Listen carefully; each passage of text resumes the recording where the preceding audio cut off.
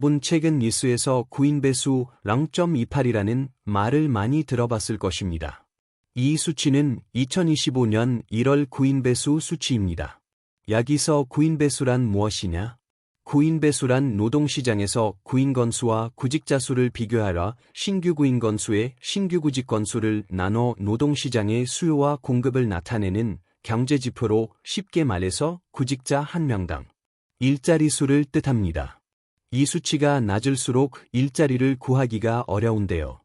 현재의 구인배수 0.28이란 구직자 한 명당 일자리가 0.28개, 즉 100명당 28개의 일자리밖에 없으며 나머지 72명은 일자리를 얻을 수 없다는 뜻입니다.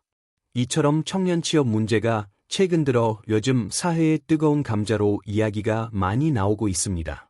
청년 실업률 또한 문제입니다. 최근 청년 실업률이 계속해서 높은 수준을 유지하고 있는데요.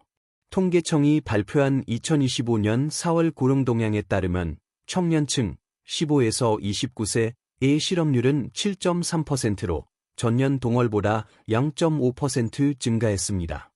이 같은 수치는 청년들의 고령 상황이 심각한 위기에 처해 있음을 보여줍니다. 이러한 경제지표들은 우리에게 시사하는 바가 큽니다. 바로 청년들을 위한 일자리, 나아가 청년들의 경제적 활동을 위한 환경이 수반되지 못함을 의미합니다. 그러나 이러한 실업 문제의 원인을 단순히 환경의 문제라는 예부 요인으로 돌리는 것이 옳을까요? 우선 첫 번째로 구인배수 0.28에 대한 진실입니다. 먼저 우리는 이 구인배수 0.28이라는 숫자가 어떻게 탄생했는지 그 배경을 봐야 합니다. 이 구인배수 0.28이라는 숫자가 탄생한 배경은 기업들의 채용 시즌이 대부분 상반기 3월에서 4월에 몰려 있기 때문입니다. 즉 아직 기업들의 채용 기간대가 아니기에 단기적으로만 수치가 나빠졌을 뿐이며 실제로 2025년 3월, 4월의 구인배수는 0.32, 0.43으로 급격하게 상승하였습니다. 두 번째로 실업률의 통계 또한 봐야 합니다. 실업률이란 경제활동 인구 중에서 취업을 못하고 구직 중인 실업자가 차지하는 비율을 의미합니다. 여기서 경제활동 인구란 만 15세 이상 인구 중 조사기간 동안 재화나 용역을 생산하기 위해 노동을 제공할 의사와 능력이 있는 사람을 말합니다. 여기서 우리가 주목해야 할 것은 조사 대상에 15세 이상 인구를 포함한다는 것에 살펴봐야 합니다. 아직 고등학생, 대학생 때의 나이인 인구를 구직 대상에 포함시키는 것은 올바른 통계조사라고 말하기는 어려우며 통계의 왜곡을 발생시킵니다. 세 번째로 고령률 증가입니다. 경제가 안 좋아 일자리가 부족하다는 지적이 나오지만 고령노동부 자료에 따르면 15세에서 64세까지의 OECD 기준 전체 고령률은 69.9%로 전년도 대비 0.3%로 상승하였습니다. 실업률 또한 2.9%로 전년 동월 대비 0.5% 상승하였습니다. 즉 우리의 인식과는 다르게 전체 고령률은 증가하였다는 것입니다. 그렇다면 어째서 기업들이 20, 30대의 고령을 꺼릴까요? 첫 번째, 신입사원들의 잦은 이직 때문입니다.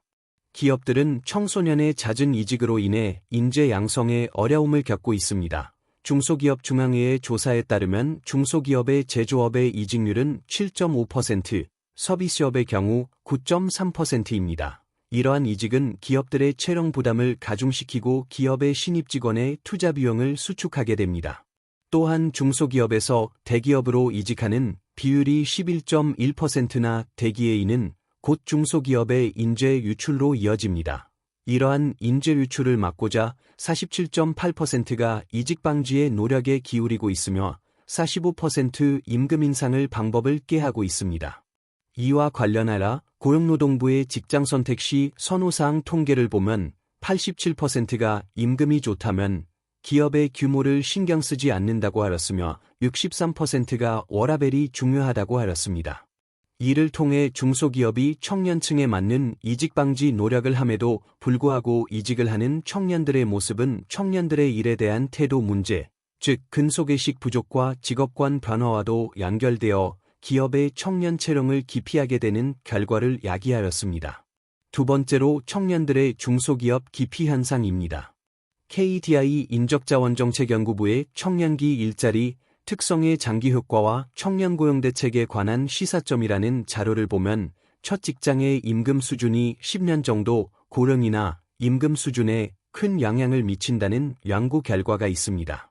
예를 들어 전문대졸 남성의 경우 첫 일자리에서 받았던 임금이 평균보다 10% 높을 경우 1에서 2년 차 때의 임금은 평균보다 약 4.5% 정도 높고 11년 차 이상에서는 약 3.8% 정도 높은 것으로 분석할 수 있으며 첫 직장의 임금 수준이 장래에 미치는 영향은 대졸자에게 더 큰 것을 알 수 있습니다.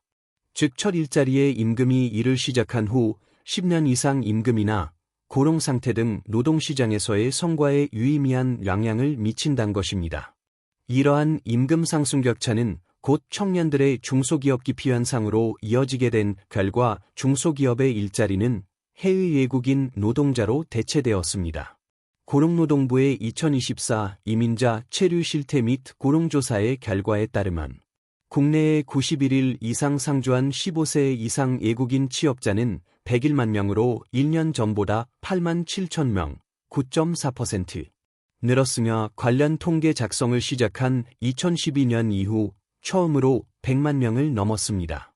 고용허가제로 불리는 비전문 취업 E-9 비자를 발급받은 외국인 취업자가 30만 2천 명으로 1년 전보다 3만 4천 명, 12.6% 늘었습니다. 이는 취업비자의 조건하에서 자국보다 높은 통화가치를 통한 노동소득을 통해 청년들이 꺼리는 일자리를 외국인들이 차지하고 있음을 시사합니다. 이처럼 어째서 기업들이 청년 채용을 꺼리는 이유와 그에 관한 통계에 대해 알아봤습니다. 다음 영상에는 어째서 경력 있는 신입을 원하는지 알아보겠습니다. 감사합니다.